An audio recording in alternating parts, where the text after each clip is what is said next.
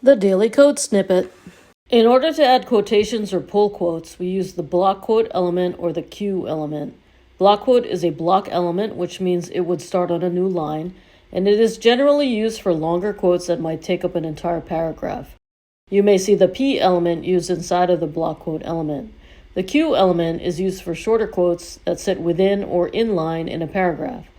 Browsers are supposed to add certain styling to both. For blockquote, indentation is added, and for the Q element, the addition of quotation marks is supposed to be automatic.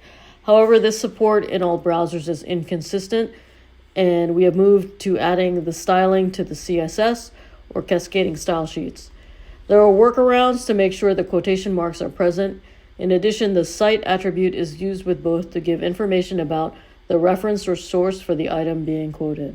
Blockquote opening tag cite attribute equals the source in quotation marks.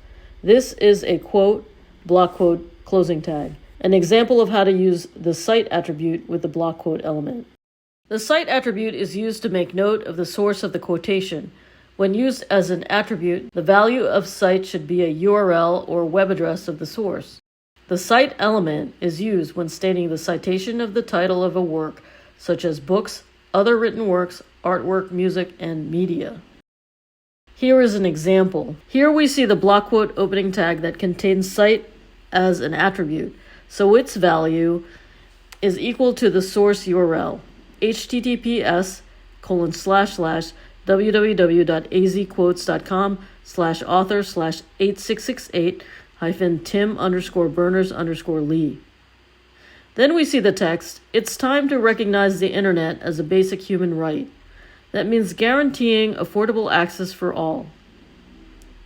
Then we see cite used as an element, so we have both a cite opening tag and a cite closing tag with Tim Berners-Lee, Web Index Annual Report as the citation.